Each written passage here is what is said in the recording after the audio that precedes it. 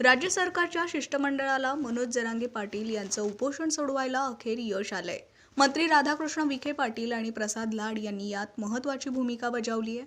उपोषण सोडल्यानंतर मनोज जरांगे यांना छत्रपती संभाजीनगरच्या खासगी रुग्णालयात दाखल करण्यात आलं असून त्यांच्यावर सध्या उपचार सुरू आहेत। मात्र त्यापूर्वी मध्यरात्री विखे पाटील आणि प्रसाद लाड यांनी जरांगेंची भेट घेतली। तासभर चर्चा केल्यानंतर मराठा बांधवांशी संवाद साधत जरांगेंनी उपोषणाला स्थगिती दिली। जदू ते तुम्ही लक्ष देणार का? कारण ना त्या टायमाला लेकराला लय अडचण आहे।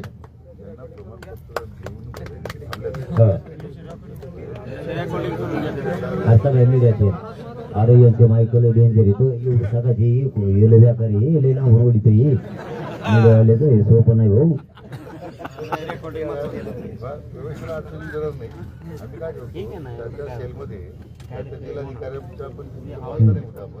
प्रत्येक जिल्हाधिकारी कार्यालयात आपण हेल्पलाईन सुरू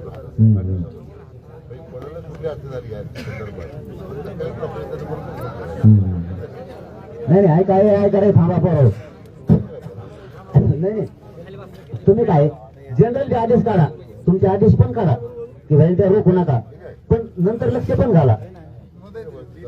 अरे बाबा ते लिहिलंय पण वरचं म्हणलं मी तुम्हाला शब्द म्हणलोय फक्त ते तर तुम्ही लेखी आदेशच काढा, लेखी आदेशच काढाय।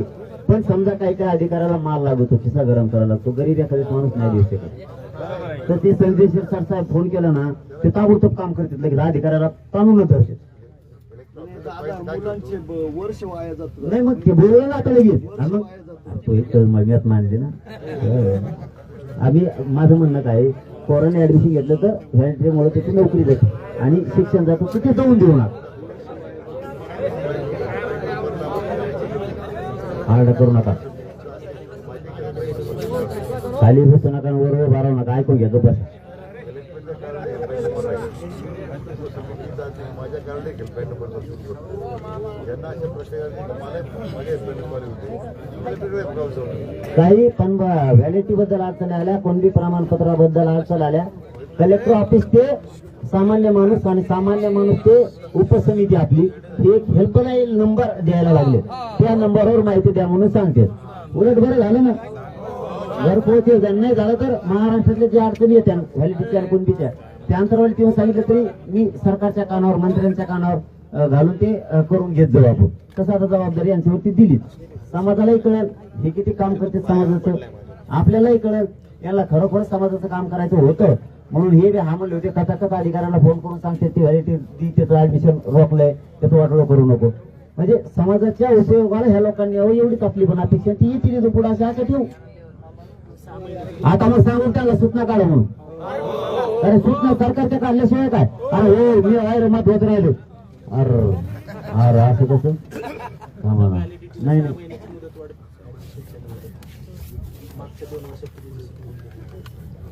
हा बर मुदत वाढ द्यायची सांगायची का?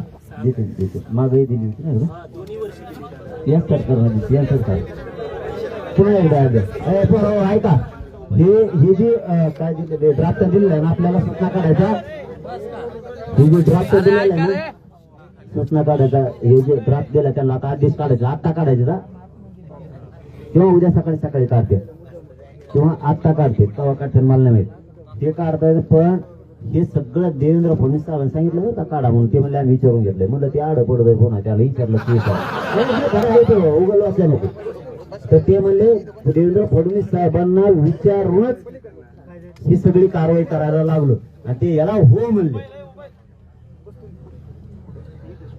मग आता सूचना काढायला तर सरकारकडे हे मसुद्यात जाऊन द्यावं लागेल ना, जाऊ द्यायचं मग हा गुन्हेगारी ते घेतो म्हणले ना, हा ते मुख्यमंत्र्यांना बोलतो म्हणले आपण काय सांगितलं त्यांना म्हणजे ते क्लिअरच करतो नको लफडं खोटे गुन्हे दाखल केले पोरांवर, ते पोरांना सोड कुणी पुण्याला कुणी इकड राजकारणात लोकांना काही नाव देऊन त्यांना गुंतवलंय ही एक बाब, त्याचे काही पुरावेच नाहीये तरी गुन्हे दाखल केले ते 7 सारखे।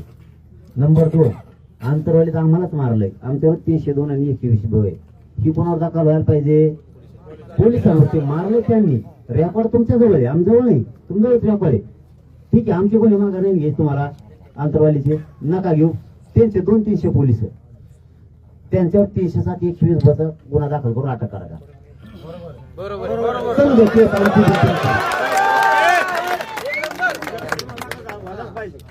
नसता आमच्या खोटे आहेत ना, मग आम्हीच मार खाऊन राहावं. तुमची काही बहीण आहे ना, ती काय सरकारचीच आहे ना, तिच्यावर जर गुन्हे दाखल असं कसं होऊ शकतं? आणि राज्यातले जे गुन्हे आहेत हे गुन्हे प्युअर खोटे करून दुसरेच गेलेत, हे राजकारणी करून गेले. याने त्याचं कार्यालय फोड, अरे त्याला लगेच फोन केला, मग कार्यालय फोड, ते मला मग हाणन त्याच्या कार्यालय होते येतो कार्यकर्ते त्याच्या दोन्हीचे एकत्र आले. ते म्हणले त्याचं तर काय घरात भूक काढायला होतो, दोन्हीला त्याला गोटे आणले, तिन्ही एकत्र आले पुन्हा म्हणले मग त्याला हाना. म्हणजे एक गाव होतं, उदाहरण सांगतो, एक गाव होतं, त्या गावात दरवर्षी कावडीला भांडणं व्हायची. कावडी असतात ना आपल्याकडे, कावडी पाणी आणायला गोदावरीला जाण्याने यात्रा असते, त्या कावडी हमेशा भांडणं व्हायची. पण ते गाव कवाच रेटत नसायचं भांडणाला पुढचं. पण डोकेबाज असतात काही काही भाजप सारखे, म्हणजे भाजपने भाजपचं मंत्री असायचे, भाजप चांगलं आहे पण काही मंत्री भाजपला दोन काय तसं ते कधी ऐकतच नसायचं बा. मग त्याने आरडे केले, डोकं लावलं, म्हणजे आता डोकं लावा म्हणले. त्या पाटला, त्या गावातला पाटील आहे ना, त्याला गोटा हाणा एक, आणि त्या पाटला इकडच्या पाटील एक गोटा हाणला, त्याला वाटलं त्याच पाटील हाणला, जे दोन जण त्याला धोपटायला लागले, पुरं गाव हाणलं. तसं काम झालं. यांनी यांच्या दुष्पाने आंदोलनाच्या माध्यमातून उतरले आणि ते आमच्या गरीब मराठीच्या स्वराच्या आंदोलन गरीबाचे लेकर एवढं धाडत नाही काही, म्हणून आमच्यावर खोटे. आमचं म्हणणं आहे तुम्ही तर मागे घ्या. आता त्यातल्या काही कलमा हे ते कमी करून आपण ते कुटाणा ते करू म्हणले, ते कुटाणा करून हळूहळू मागले. 10 तारखेला आमची तारीख आहे पाटील, आम्ही कोर्टात जाणार नाही उद्या. आता सध्या तर सध्या जायचं काय करा. तालुका लेवलला म्हणजे दोन्ही म्हणत नाही मी, बस का, दोन्ही म्हणत नाही. पण मला वाटतं तुम्ही ते केसेसचं विचारायचं खरंच सिरियस घ्या. पोरं विनाकारण केसेस झाली बरं का आमची, याची निपणूची 51 लाख गुन्हा मानल्यामुळे, दंड मानल्यामुळे ती गरीब मला आता मला वावरत नाही, कुठून भरू. आणि त्याला वाटलं उद्या तारीख आहे, म्हणजे नुसती तारीखच होती की काय बोर्डावरची केस नाही, पण गरीबांना तेवढं पण येत नाही. पोरांना राज्यातले सांगतो की फक्त केस सुरू आहे, त्या केसीला घाबरू नका विनाकारण. ती काय कोर्टात निकाल नाहीये, तारखी. पण हे आपल्या पोरांना काय रोट हळू भरावं लागतात का काय? या आपण ते कोर्टा गुन्हा आहे, इथं निकाल दिला तर आपण हायकोर्टात चॅलेंज करू, पुन्हा भरायला काय मोकळे नाही आपण. ते घाबरू नका फक्त कोणी, आपण अजिबात नाही. जिथं खात्याने निकाल दिला आपण वरच्या कोर्टात जाऊ, कारण खाली 20-25 वर्ष चलती, वर 40 वर्ष चलती, जाणार आहे आपण. मरून जातो आपण, निकाल लागतच नाही. त्यामुळे आपण वरच्या कोर्टात जाऊ. थोडा विचार करा, मरू नका. मी तुमच्या पाय पडतो, खरंच पाय पडतो. दादा, हातगाव तालुक्यामध्ये 150 फॉर्म या तहसीलला दिलेला आहे कुणबीचा. होईल आता नाही त्याचा म्हणजे फक्त टोल फ्री नंबर फक्त आम्हाला द्या, म्हणजे आता येईन गती हळूहळू. आता सूचना तर काढून द्या ना, ते म्हणजे आम्हाला लवकर हा म्हणा. आपण 3 घंटे झाला आज म्हणा, आपण लावलं भाषण, तुम्ही तिकडून नाही इकडून काही अभ्यास सगळं ते बसले खुर्च्यावर, त्यांना ऐकून घेण्याचे काचा सापडे आणि तसं की नाही. आणि त्यांना सापडेल 3 आंदोलनाशिवाय येत नाही. एक ताण आहे का दोन्हीला कोण सारखाचे. 1 वर्षाची मुदत वाढ देऊन ते शिंदे साहेब काम करतात का बघतात आणि होईल. आता यांना सूचनाला आपण पाठवून देऊ. आता तुम्हाला बोला देणार जे तुम्हाला वाटतं माझ्या अंगावर घ्यायला मोकळं तुमच्याकडे लफडू कुठे मारायची नाही. आणि आधी आपले सांगितलं ईडब्ल्यू नाही मराठा साम्राज्याचा नकाशा मराठाच सांगायला मला आता नकाशाचं तेवढं मात्र ते करून घ्या. आपला नकाशा उठवला आपलं मराठा साम्राज्य छत्रपतींचा आपल्यासाठी गौरव आहे. ते काय उडले ते त्या जरा ज्या पुढे त्याच्या पण ते उपसमिती जाऊन धरा आपली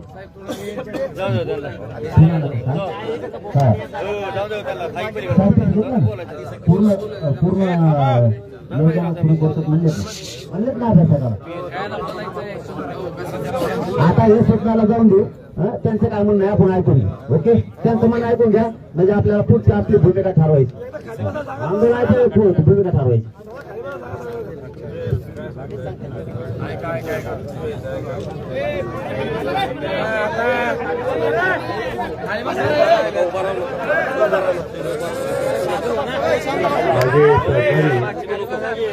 माननीय आमदार प्रसादजी लाड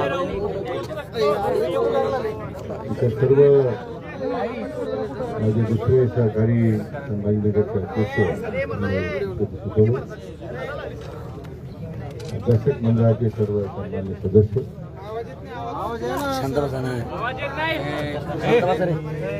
अविरतपणे समाजाच्या प्रश्नाकरता संघर्ष करणारे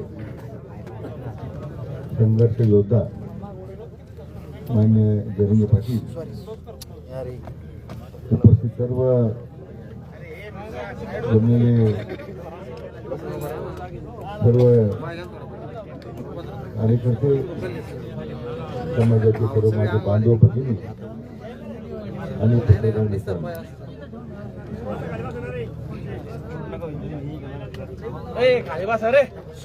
मुंबईच्या अनुभवानंतर मान्य जरंगे पाटलांच्या पुढाकाराने अनेक विषयांबद्दल राज्य सरकारचे निर्णय झाले, त्याची अंमलबजावणी सुरू आहे. काही निर्णयाबद्दल अजूनही संदिग्धता होती, त्यासाठी त्यांनी पुन्हा आजपासून आंदोलन सुरू केलं होतं. तर म्हणजे आपल्या राज्याचे लोकप्रिय मुख्यमंत्री माननीय देवेंद्रजी फडणवीस यांच्या नेतृत्वाखाली पूर्वी आपल्या समाज